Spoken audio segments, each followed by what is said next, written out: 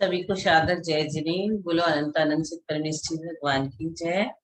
जीवम जीवम तवम जिनवर वसहीन जैन निर्दिष्टम देविंद विंद वंदम वंदे तम सपदा सिरसा। हम कर रहे हैं 35 नंबर की गाथा। वर समिधि गुत्तियो धम्मानुपेहा परिसहजोय चारितम बहुभेया नैवा भाव संवर विशेषा। व्रत समिति गुप्ती धर्म अनुप्रेक्षा परिसर्य और अनेक प्रकार का चारित्र, इन सबको भाव संवर के भेद जानना। अब हम अनुप्रेक्षा की जो बात कर रहे थे, आज हम बोधि दुर्लभ अनुप्रेक्षा की बात कहेंगे। बोधि दुर्लभ अनुप्रेक्षा किसे कहते हैं? एक इंद्रिय विकलेंद्रिय पंच इंद्रिय संगी पर्याप्तक मनुष्य, उत्तम देश, उत्तम कुल, सुंदर रूप, इंद्रियों की पूर्णता, निरूपणा, लंबी आयु, उत्तम बुद्धि, सतधर्म का श्रवण, ग्रहण, धारण तथा श्रद्धान, संयम, विषय सुख से छूटना और क्रोधादि कषायों की निर्वृत्ति, ये सब उत्तरोत्तर दुर्लभ है। क्या क्या दुर्लभ है? ये सब जो कहा अभी, कदाचित काकतालीय न्याय से ये सब प्राप्त होने पर भी उनकी प्राप्ति रूप बोधि के फलभूत ऐसे स्वशुद्धात्मा की संवेदनात्मक निर्मल धर्म ध्यान, शुक्ल ध्यान रूप परम समाधि दुर्लभ है। ये सब दुर्लभ है। परम समाधि दुर्लभ किस प्रकार है? प्रश्न करता है शिष्य गुरु से। परम समाधि को रोकने वाले मिथ्यात्व, विषय कषाय, निदान बंध आदि विभाव परिणामों का प्रबलता परम समाधि दुर्लभ है, अथवा परम समाधि की निरंतर भावना करने योग्य है। उस भावना से रहित जीवों का पुनः पुनः संसार में पतन होता है। पतन माने वो गिरता रहता है, वो जिस पर्याय में आता है उससे और निकृष्ट पर्याय उसे मिलते रहती है। जो मनुष्य अत्यंत दुर्लभ ऐसी बुद्धि की प्राप्त कर भी प्रमादी होता है, तो वह बेचारा संसार रूपी भयंकर वन में लंबे समय तक भ्रमण करता रहता है।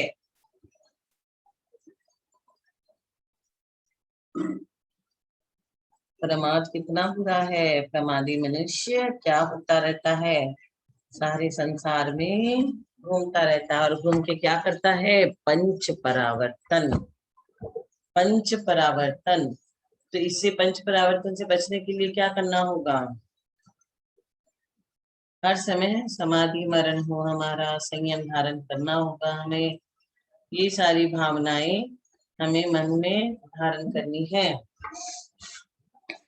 मनुष्य भाव की दुर्लभता के विषय में क्या कहा है?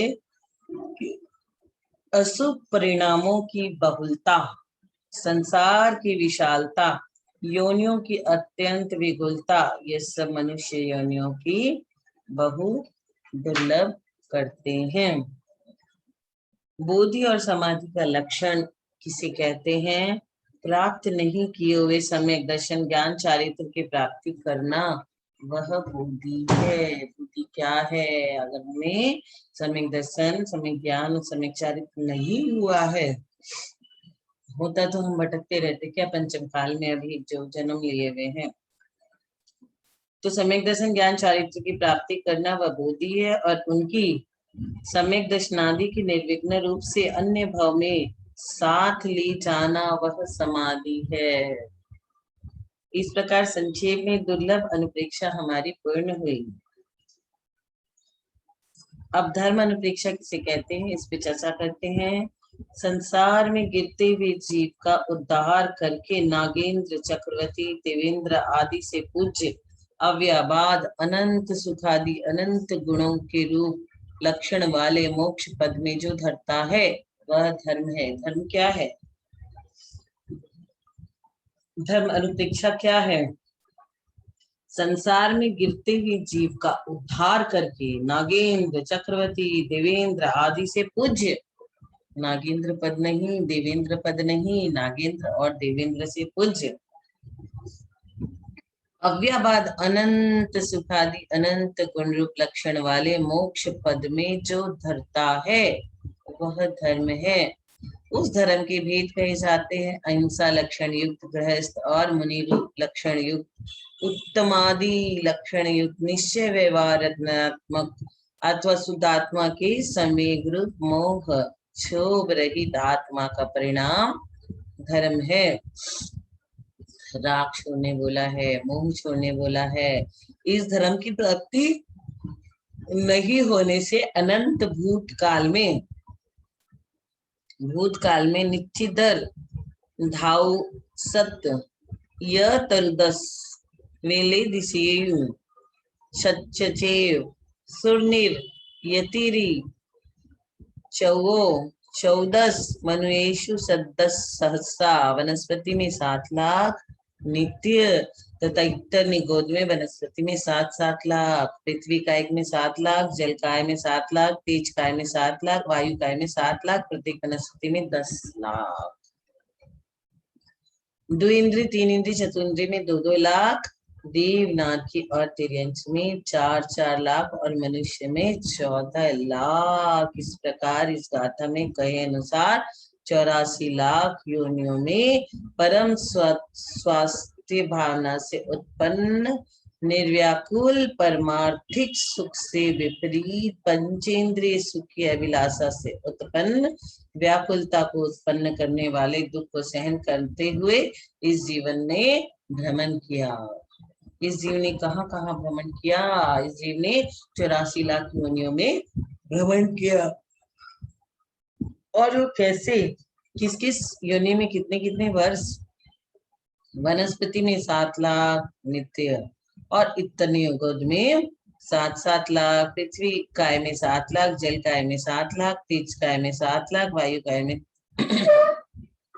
7 लाख, प्रत्येक वनस्पति में 10 लाख। इन द्विइंद्रिय 3 इंद्रिय और चतुर्इंद्रिय में 2-2 लाख और देवनारकी और तिर्यंश में 4-4 लाख और मनुष्य में 14 लाख। ऐसे हम 84 लाख योनियों में घूमते रहते हैं। जब जीव को इस प्रकार के विशिष्ट गुण वाले धर्म की प्राप्ति होती है तब राजाधिराज, अर्धमांडलिक, महामांडलिक, बलदेव, वासुदेव, कामदेव, चक्रवर्ती देवेंद्र, गंधर्व देव और तीर्थंकर परम देव के पद तथा तीर्थंकर के प्रथम 3 कल्याणकों, तीर्थंकर की कितने कल्याणक होते हैं? 5। और पहले के 3 कल्याणक कौन कौन से? तीर्थंकर के 3 प्रथम कल्याणक गर्भ जन्म और तप कल्याणक तक के विविध प्रकार के वैभव के सुख प्राप्त कर तत्पश्चात अभेद रत्नत्रय की भावना के बल से अक्षय अनंत सुखादि गुणों के स्थानभूत अरहत पद और सिद्ध पद को प्राप्त करता है। इस कारण धर्म ही परम रस का रसायन, निधियों का निधान, कल्प वृक्ष, कामधेनु और चिंतामणि है। विशेष क्या कहना, जो जिनेन्द्र देव द्वारा कथित धर्म को प्राप्त कर दृढ़ श्रद्धावान हुए हैं, सम्यक दृष्टि हुई है, वे ही धन्य है। कहा भी है, धन्या ये प्रतिबुद्धा धर्मे खलु जिनवरे समुपदिष्टे ये प्रतिपन्ना धर्म स्वभावनोपस्थित निशा। जिनवरों द्वारा समय प्रकार के उद्देशित धर्म से जिन्होंने प्रतिबुद्ध प्राप्त किया है वे वास्तव में धन्य है, और जिन्होंने स्वभावना में अपनी बुद्धि छोड़कर धर्म प्राप्त किया है उनको धन्य है। इस प्रकार संक्षेप में धर्म अनुप्रेक्षा पूर्ण हुई। इस प्रकार पूर्वोक्त लक्षण वाली अनित्य, अशरण, संसार, एकत्व, अन्यत्व, असुचित्व, आश्रव, संवर, निर्जरा, लोक, बोधि दुर्लभ और धर्म तत्व के चिंतन रूप संज्ञा वाली आश्रव रहित शुद्धात्म तत्व में परिणति रूप संवर के कारणभूत 12 अनुपेक्षाएं हमारी पूर्ण हुई। अब परिचय जय का कथन करते हैं। क्षुधा, तृषा, शीत, उष्ण, दंस, मशक, नग्नपना, अरति, स्त्री गमन, आसन, सैया, आक्रोश, वध, याचना, अलाभ, रोग, तृण स्पर्श, मल, सत्कार, पुरस्कार, प्रज्ञा, अज्ञान और अदर्शन, ये सारे मिलाकर के 22 परिचय कितने हुए? 22 परिचय हमें जानना चाहिए। और उन क्षुदादि वेदनाओं का तीव्र उदय होने पर भी सुख दुख जीवन मरण लाभ अलाभ निंदा प्रशंसा आदि में समता रूप परम सामायिक द्वारा की जो परम सामायिक नए शुभाशुभ कर्मों का संवर करने में और पूर्व शुभाशुभ कर्मों की निर्जरा करने में समर्थ है, उसके द्वारा निज परमात्मा भावना से उत्पन्न निर्विकार नित्यानंद लक्षण सुखामृत के अनुभव से चलित न होना वह परिसहजय है। अब चारित्र का कथन करते हैं। शुद्धोपयोग लक्षण निश्चय रत्नत्रयमयी परिणति रूप निज शुद्धात्म स्वरूप में जो चरना स्थिति करना वह चारित्र है। वह तारतम्य भेद से 5 प्रकार का। चारित्र के बिना किसी को मोक्ष नहीं मिलता। कितना भी ज्ञान ले लो, कितना भी दर्शन सम्यक ज्ञान हो गया, पर चारित्र में नहीं उतारा, वीतरागी नहीं बना, संयम नहीं धारण किया, वैराग्य नहीं लिया, दिगंबर अवस्था नहीं धारण की, तो कल्याण नहीं है। इसीलिए कहा है ना दीदी, चारित्रम खलु धम्मो, चारित्रम खलु धम्मो। इसी चारित्र बहुत महत्वपूर्ण है। गुणस्थान सब चारित्र के ही है। गुणस्थान जो चढ़ रहे चारित्र से ही चढ़े जा रहे हैं ना, चारित्र से, उसके बिना कुछ नहीं है। तभी तो हम लोग चारित्र चक्रवर्ती के आगे एकदम भागते रहते, दिन भर भागते रहते हैं। वो हमें क्या देते हैं, हम उनके पीछे भागते रहते पागलों की तरह। बहुत अच्छा। सर्व जीव केवल ज्ञान में है, ऐसी भावना में जो समता रूप परिणाम व सामायिक है अथवा परम स्वाध्याय के बल से युगपत समस्त शुभाशुभ संकल्प विकल्पों के त्याग रूप समाधि जिसका लक्षण है वह सामायिक है, अथवा निर्विकार स्व संवेदन के बल से राग द्वेष के परिहार रूप सामायिक है, अथवा निज शुद्धात्मा के अनुभव से बल से आर्त और रौद्र ध्यान के परित्याग रूप, मतलब आपने आर्त और रौद्र ध्यान छोड़ दिया ना, तो वही सामायिक है। क्योंकि हम दिन भर बैठे बैठे कभी तो रिग्रेट करते हैं, हमने ऐसा नहीं किया, हमने वैसा किया, हम ऐसा कर लेते तो अच्छा होता, कभी किसी चीज का विलाप करते हैं हमें ये नहीं मिली, तो यही तो आर्त और रौद्र ध्यान हमें छोड़ना है। समस्त सुख दुखादि में मध्यस्थ भाव होना सामायिक है। सुख हो या दुख, सुख में न मग्न फूले और न दुख में घबरावे, तो इस तरह का हम अगर अपने आप को बना ले तो वही सामायिक है। अब छेदोपस्थापना का कथन करते हैं। जब एक साथ समस्त विकल्पों के त्याग रूप परम सामायिक में स्थित होने में यह जीव असक्त होता है, तब समस्त हिंसा, असत्य, चोरी, अभ्रम और परिग्रह से विरति वह व्रत है। क्या क्या छोड़ा उसने? हिंसा, असत्य, चोरी, अभ्रम और परिग्रह से वृत्ति वह व्रत है। इस प्रकार इस 5 के विकल्प भेद द्वारा व्रत रूप छेद द्वारा रागादि विकल्प रूप सावद्धों से अपने को निवृत्त करके निज शुद्धात्मा में स्वयं को स्थापित करता है। वह छेदों की स्थापना है, अपने शुद्धात्मा में अपने आप को स्वयं को स्थापित कर लेना, अथवा छेद अर्थात व्रत का भंग होने पर निर्विकार स्व संवेदन रूप निश्चय प्रायश्चित से, अथवा उसके साधक बहिरंग व्यवहार प्रायश्चित से अपने आत्मा में स्थित होना, वह छेदों की स्थापना है। अपनी आत्मा में स्थित होना। अपरिहार विशुद्धि का कथन कहते हैं।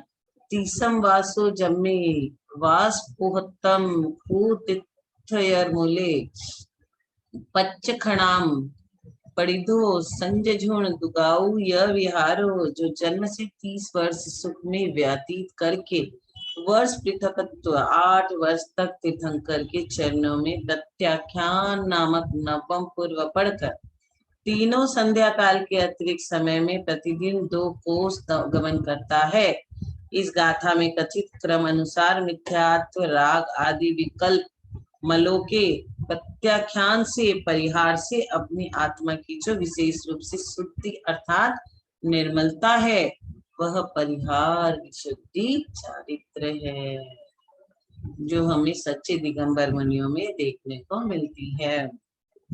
अब सूक्ष्म सांप्राय चारित्र का कथन कहते हैं। सूक्ष्म मतलब बहुत छोटा, सूक्ष्म अतीन्द्रिय निज शुद्धात्म संवेदन के बल से सूक्ष्म लोभ नामक सांप्राय कसाय का जहाँ पूर्ण रूप से उपशम अथवा क्षय होता है वह सूक्ष्म सांप्राय चारित्र है, 10वें गुण स्थान।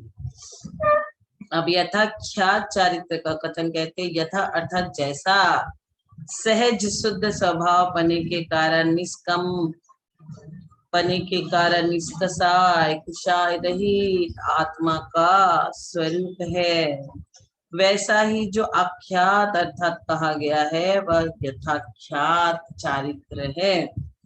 अब सामायिकादि 5 प्रकार के चारित्र का गुणस्थान स्वामित्व कहते हैं। प्रमथ, अप्रमथ, अपूर्वकरण, अनिवृत्तिकरण नामक 4 गुणस्थान में सामायिक चारित्र और छेदोपस्थापना चारित्र होता है। परिहार विशुद्धि चारित्र प्रमथ और अप्रमथ इन 2 गुण स्थानों में होता है। सूक्ष्म सांप्राय चारित्र एक सूक्ष्म सांप्राय यानी कि 10वें गुण स्थान में होता है और यथाख्यात चारित्र उपशांत कसाय, क्षीण कसाय, संयोगी जिन और अयोगी जिन नामक 4 गुण स्थान में होते हैं। अब संयम के प्रतिपक्ष का हम कथन कहेंगे। दार्शनिक आदि 11 प्रतिमाओं के भेद युक्त संयम नामक 30 चारित्र 5वें गुण स्थान में ही जानना। जब लोग प्रतिमा धारण करता है 1 से लेके 11 तक, वो 5वें गुण स्थान में आता है। मिथ्या दृष्टि, सासादन, मिश्र और अविरत सम्यक दृष्टि नामक 4 गुण स्थान में असंयम होता है। इस प्रकार चारित्र का व्याख्यान समाप्त हुआ। चारित्र में गुणस्थान पहले से चौथा में कोई भी चारित्र नहीं बनता। 5वें गुणस्थान से संयम शुरू होता है और सब जितने भी व्रती है, माता जी है, अलग जी, छुलक जी, व्रस्त सहित जो भी है, वस्त्र है उनके पास, वो सारे 5वें गुणस्थान और 6ठा गुणस्थान में दिगंबर नग्न मुनिराज और 7वें गुणस्थान से ऊपर पंचम ज्ञान में तो कोई जा नहीं सकता।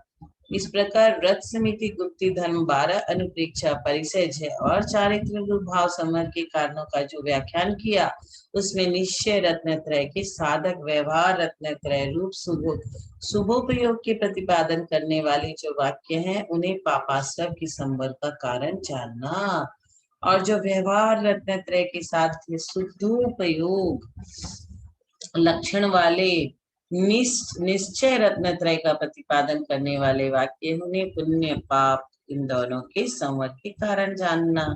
यह सोम नामक राज श्रेष्ठी कहता है कि हे भगवान, इन व्रतादि संवर के कारणों में संवर अनुप्रेक्षा ही सारभूत है, वही संवर करेगी तो फिर विशेष विस्तार से क्या लाभ। पूछा प्रश्न कि संवर अनुप्रेक्षा से ही तो संवर होगा, फिर हमें इतना सब ज्ञान देने से क्या लाभ।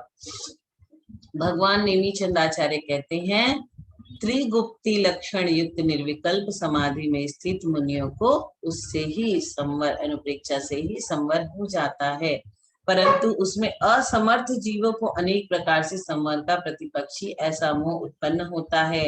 इस कारण आचार्य व्रताधिक विस्तार कथन कहते हैं। असिद्धि सद्दम किरियाणम अकिरियाणम तू होई चुलसिदी सत्तठी अन्नाणिनम वेणियाणम हुंती वचित्तम। योग से प्रकृति और प्रदेश तथा कसाय से स्थिति और अनुभाग बंद होता है। जिनको कसाय का उदय नहीं तथा कसाय का क्षय हुआ है उनको उपशांत कसाय, क्षीण कसाय और संयोगी केवली को तत्काल बंद, एक समय का बंद स्थिति का कारण नहीं है।